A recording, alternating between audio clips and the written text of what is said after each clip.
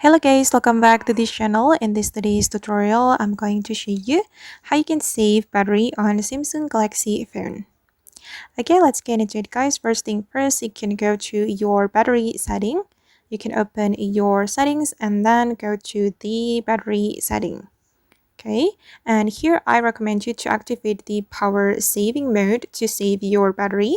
You just need to tap on this option, and here you can activate all these features.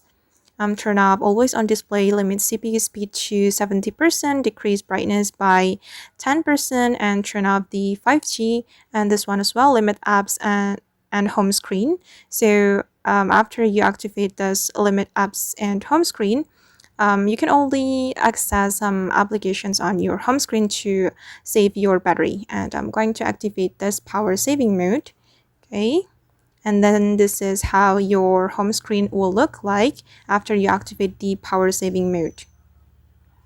Alright guys, and that's all the way to save battery on the Samsung Galaxy phone. I hope this tutorial will be useful for you. Thank you so much for watching and see you in the next video.